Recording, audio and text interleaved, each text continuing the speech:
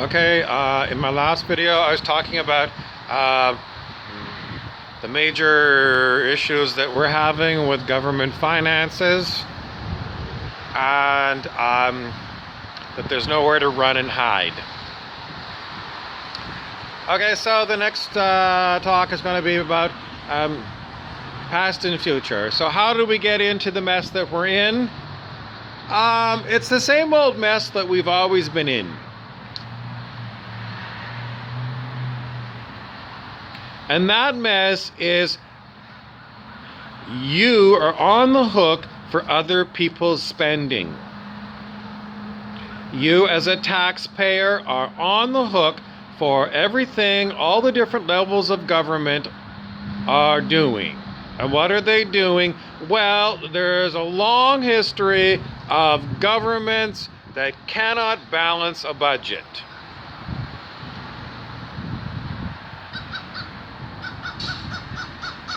And the average voter doesn't care.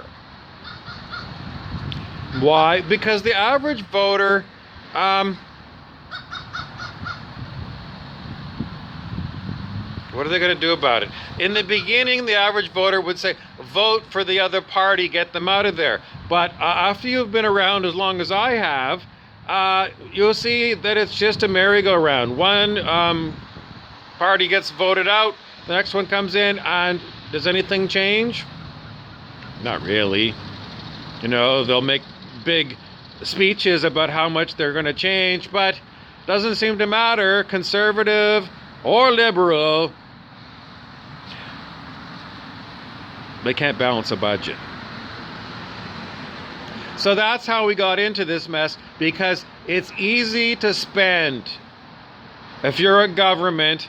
And you know, the people that are going to be a minister of finance or a minister of anything, or, you know, I'm talking about that because I'm in Canada, but if you're in the United States, you know, you're governor and you're lieutenant governor. That's British for lieutenant.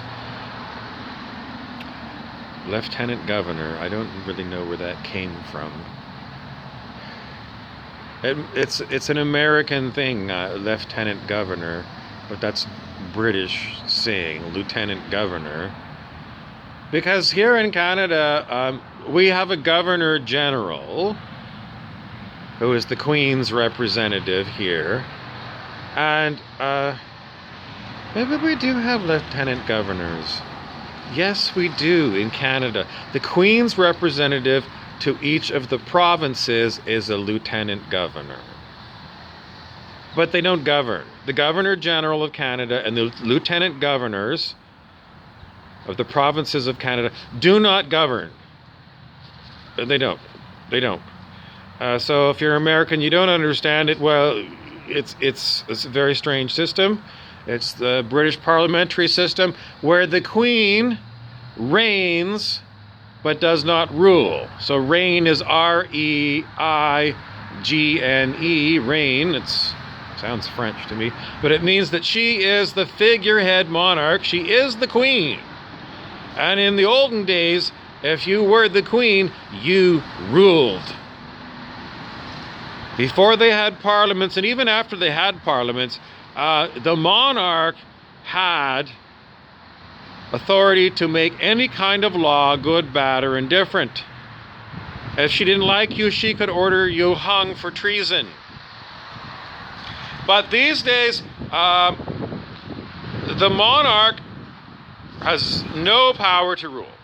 No power, doesn't do any ruling whatsoever, does not pass laws. She does sign bills into law, but it's a formality. She can't say no. And so the governors general, lieutenant governors of Canada, representing the Queen, do the same thing she does.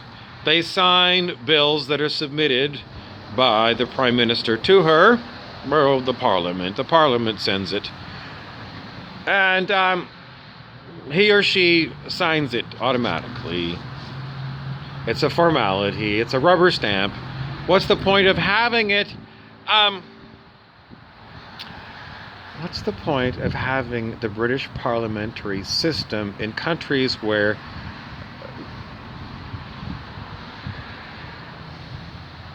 it's colonial? In Australia or Canada, some islands of the Caribbean, it's just a colonial holdover.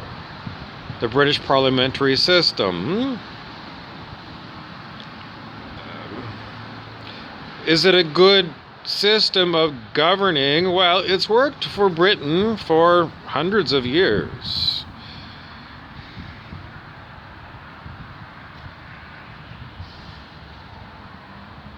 Is it any better or worse than an American republic?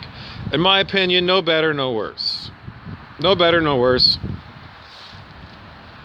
Is it a good system for us to have? Well, do you want this? Or do you want to have a monarch governed by decree?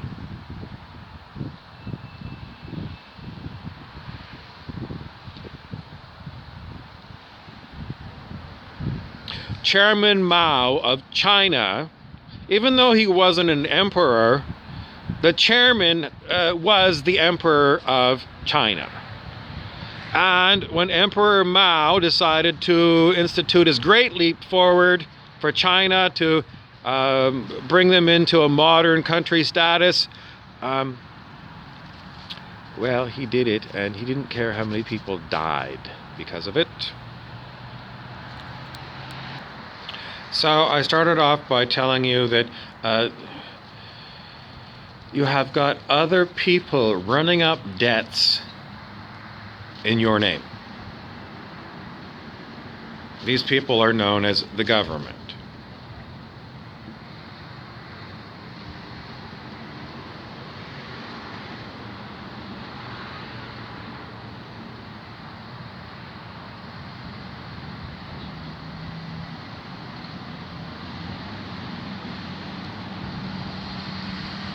I mean, seriously, people really need to face this issue.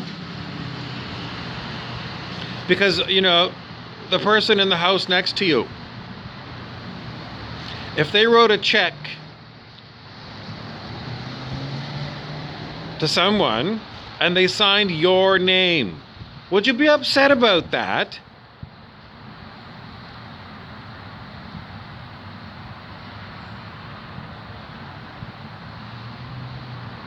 I mean, people really just, because it's so remote from us, this idea of the government.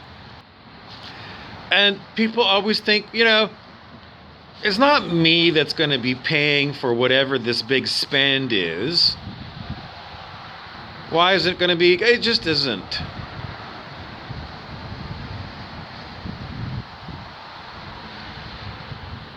It's going to be someone who's got more money than me, who's going to pay more taxes, and so it's really them that's paying for it.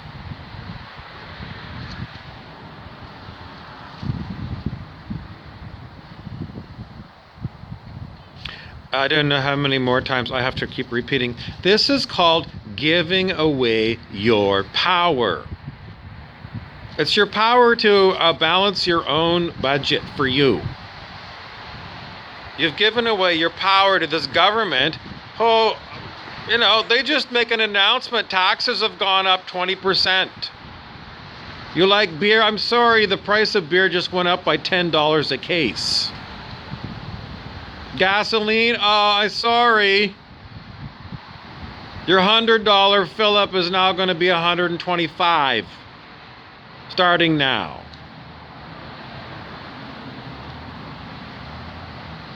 So, or they don't do those tax raises, and they just take on debt, and you don't see it. Because no one gets a copy of the yearly budget of the government. They should send that to you, because you're the taxpayer. Every year you should get a copy of the budget. And you should look to see what is the total debt and what is the deficit.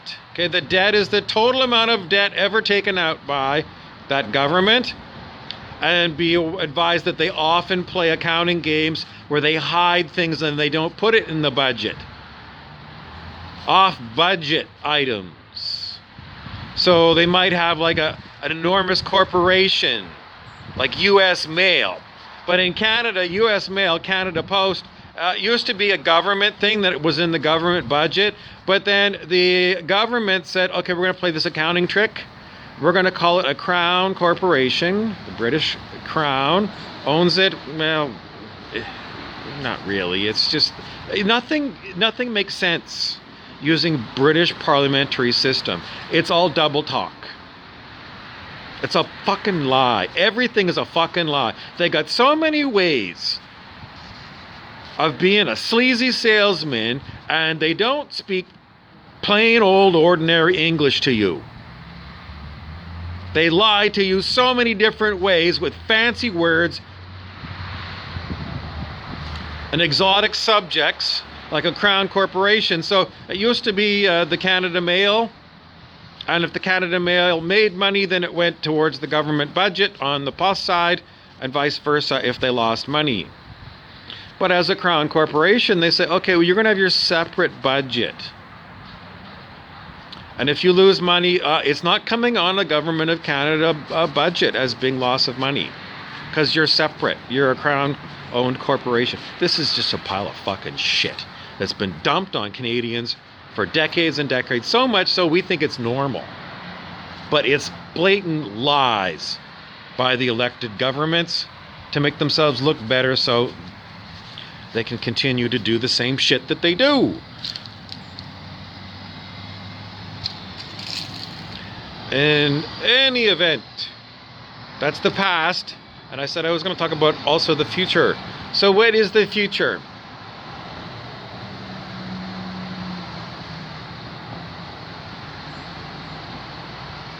What happens if the government can't get more people to float their debt? So far, the answer is we're just going to get the central bank, the Fed in the USA, the Bank of Canada in Canada, but it doesn't really. They don't really do like they don't do what they're supposed to do. It's all a front for big private banks who really run the Fed and really run the Bank of Canada. And what they're going to do is they're just going to print more money. Trillions and trillions and trillions and trillions. They just keep adding zeros to the existing numbers, and they don't worry about it. They always come out good in the end. So should you take that as being, well, if it's good for them, it's good for me? I don't know. Because what happens is we have had massive inflation in my lifetime. When I was a boy, I could go to the corner store and I could get 2 bubble gums for a penny.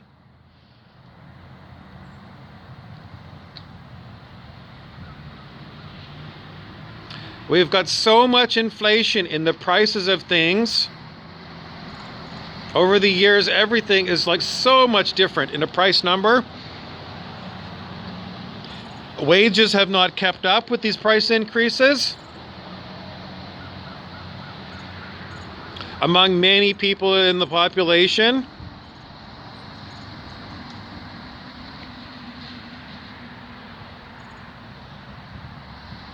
In my city, there are over 1,000 families waiting for government subsidized housing.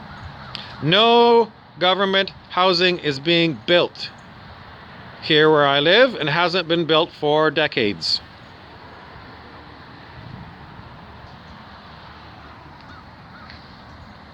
So it's essentially it's a homeless problem.